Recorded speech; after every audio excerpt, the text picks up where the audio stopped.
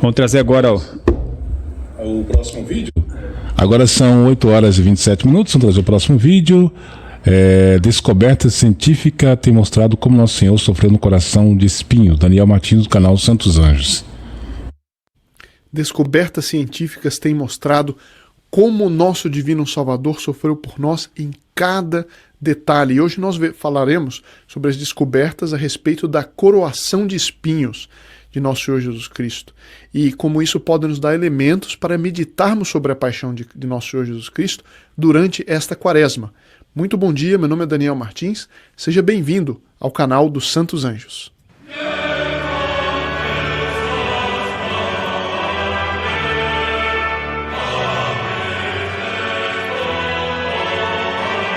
Jacinta, a criança que viu Nossa Senhora em Fátima, ela dizia: muitas pessoas não iriam para o inferno se tivessem, durante suas vidas, meditado sobre a paixão de Nosso Senhor Jesus Cristo. Em nenhum momento tão propício para isso que durante a quaresma.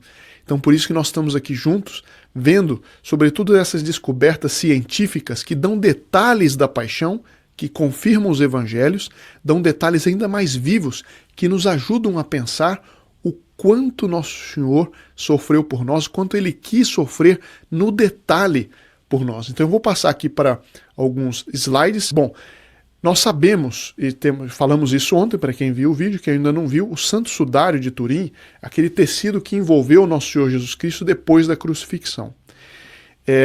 Como muitos sabem, esse tecido percorreu a história e hoje é super documentado, com fatos, com datas, com informações. É o objeto mais estudado da história da ciência. Imagine só, tanto que recebeu o nome sindonologia, estudo do sudário. Nenhum objeto na história do mundo foi tão estudado quanto o Santo Sudário. E cada estudo que é feito, cada aprofundamento, aparecem coisas novas e incríveis. O que eu vou mostrar hoje, algumas das coisas talvez alguns de vocês saibam e outros detalhes não. Enfim, vamos juntos usar o que nós já conhecemos e o que não conhecemos para meditarmos ainda com mais detalhes sobre a paixão de nosso Divino Salvador. Isso é uma coisa extremamente importante para a nossa vida espiritual. E rezar ao nosso anjo da guarda que nos ajude nesta meditação. Bom, aqui, então, nós temos uma foto de parte do sudário, né? E aqui nós temos a anatomia nervosa da cabeça humana. Nós vamos ver o que Nosso Senhor sofreu e o que os cientistas descobriram, que o que eles chamam o homem do sudário, ou seja, o sudário que existe hoje, que está sendo estudado, prova, ou seja, o homem que estava ali sofreu isso. E aí confere com os evangelhos, como nós veremos. Eu tenho aqui 2 artigos. Eu tenho um artigo de Stephen Jones, que é muito bem documentado, com todas as fontes e tudo mais, e a parte do livro da senhora Marinelli. Depois eu coloco o nome dela certinho aqui na descrição do vídeo. Esse aqui é de Stephen Jones. A testa, a têmpora e o couro cabeludo contêm uma grande rede de nervos altamente sensíveis. Bom, todos nós sabemos disso, né? Sobretudo quem já sofreu nevralgia, é terrível. Esses nervos são tributários do nervo trigêmeo e o grande nervo occipital. Estou dando aqui a linguagem técnica, mas ele está falando sobretudo desses 2 nervos, que são os principais e os outros são ramificações. Nós vamos ver como a coroação de espinhos penetrou assim. Bom,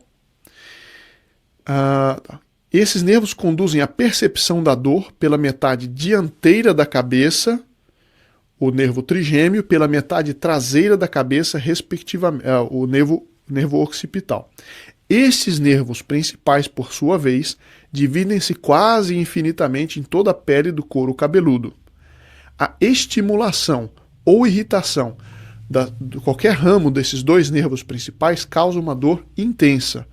Por exemplo, a irritação de apenas um dos pequenos ramos do nervo trigêmeo que fornecem os dentes pode resultar em uma dor de dentes muito dolorosa. Muitos de vocês já devem ter tido alguma coisa assim.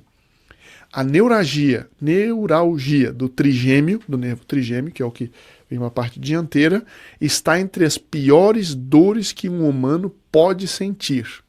Incrível, isso eu nunca tinha visto, nunca tinha lido. Bom, então ele vai aplicar ao sudário. Vou passar a foto aqui. Normalmente, como muitos de nós já sabemos, mas normalmente as figuras, as pinturas de Nosso Senhor com a coroa de espinhos mostram uma espécie de diadema assim, que forma uma espécie de anel em torno da cabeça com espinhos. Mas a realidade que o sudário comprova é que foi muito pior do que isso. Foi uma espécie de capacete de espinhos. E pelas características, pelo pólen e tudo mais que estão presentes nesse tecido chamado Santo Sudário de Turim, o objeto mais estudado da história de ciência, senhor ateu, hoje falam tanto, os ateus falam tanto, não, porque a ciência. Bom, pois é, a ciência está dizendo isso. A ciência comprova isso. Esse capacete, pelos pólens, pelas características da planta, foi possível identificar exatamente um tipo de planta que só dá naquela região de Jerusalém. Eles dão um nome aqui, eu não preciso ficar com os nomes científicos aqui, mas aí está a foto dessa planta que tem lá na região. É um tipo de espinho agudo e persistente que tem nessa região. Bom, e aqui então, vocês podem ver na tela, uma representação de como, de acordo com os dados científicos do sudário, como que Nosso Senhor foi coroado de espinhos. E aí a gente vai para o Evangelho. Os soldados passaram por Jesus, tirando-lhe, batendo na coroa, colocando uma coroa e batendo na coroa de espinhos. Eu vou mostrar daqui a pouco o trecho, São Mateus. Uma coroa de espinhos entrelaçadas teria colocado um grande número de espinhos em contato com todo o topo da cabeça, a frente, a parte de trás e os lados. Os golpes da cana, que se lembra que no Evangelho está que eles batiam com a cana na coroa de espinhos, teriam irritado diretamente os nervos, ou seja, não ficou só na superfície, mas entrou e irritou diretamente os nervos, trazendo dores severas que se assemelham a uma entrada de um ferro em brasa ou um choque elétrico ou as duas coisas juntas. O choque traumático da flagelação que nós vimos ontem, podem ver no canal o vídeo de ontem, né? O choque traumático da flagelação teria sido realçado pelas dores terríveis no rosto de Jesus, e essas pontadas pulsantes da dor teriam se repetido ao longo do caminho para o Calvário e teriam sido desencadeados pelo caminhar e pelo cair, pela pressão dos espinhos contra a cruz e pelos golpes dos soldados durante a própria crucifixão. Ou seja, isso, imagina, não foi só colocado, ficou durante Nosso Senhor e parou. Não, isso foi durante todo o processo da paixão de Nosso Senhor Jesus Cristo. Isso Nosso Senhor sofreu a cada passo, caminhando para a cruz, ele sofreu isso. Quer dizer, uma coisa incrível de dor a cada passo, imagina, cada passo aquilo vinha e feria ainda mais. Ou seja, uma dor atrás de dor. Porque, primeiro, pela maldade dos homens que fizeram a paixão, mas segundo, para mostrar com que meticulosidade ele sofreu por nós. Cada uma daquelas dores ele sofreu por mim. Porque ele, sendo homem e Deus ao mesmo tempo, homem verdadeiro, Deus verdadeiro, ele conhecia e sabia para todos aqueles que ele estava sofrendo aquilo, como se fosse individual para cada um. Não é como nós, que se a gente tem 100 nomes já não consegue lembrar todos, não. Ele sendo homem e Deus ao mesmo tempo, verdadeiro, ele sabia como se ele estivesse só vendo a cada um de nós, cada dor dessas. Isso nos deve dar um amor a Nosso Senhor e nos ajudar a meditar sobre a paixão. Às vezes a gente pensa que está sofrendo muito. De fato, às vezes os sofrimentos são terríveis mesmo. Mas Nosso Senhor ainda sofreu muito mais. Bom, agora veja que crueldade. A flagelação existia, os romanos faziam, os judeus também. A crucifixão existia, mas a coroação de espinhos foi uma maldade extra só para Nosso Senhor Jesus Cristo. Veja o que diz esse artigo científico aqui. A coroação com espinhos não fazia parte do procedimento da crucifixão romana, nem a coroação com espinhos jamais fez parte do procedimento penal de qualquer outra cultura ao longo da história humana. A única menção de uma coroação com espinhos em toda a literatura antiga é aquela encontrada nos relatos evangélicos da paixão de Jesus de Nazaré. Nenhuma outra vítima de crucifixão, além de Jesus, é conhecida por ter sido coroada de espinhos. Ou seja, foi uma coisa que só, de registros históricos que há, só existe esse registro no Evangelho e no homem do sudário. Aqui então, eu vou colocar a foto do sudário, vocês colocarem, não sei se vocês conseguem ver bem, mas na parte inferior tem a testa de Nosso Senhor, onde tem aí um 3 invertido, né? Que é isso é estudado, de qual artéria saiu, mas por causa de um espinho que estava ali cravado na fronte de Nosso Senhor. E na parte de cima, porque o sudário está dobrado assim, né? Então a gente pode ver a parte de cima, a parte de trás da cabeça virada ao contrário, aqui atrás como Nosso Senhor foi perfurado, e aí vocês veem as gotas de sangue que saíram e ficaram marcadas no sudário. E a gente vê, isso é uma coisa incrível.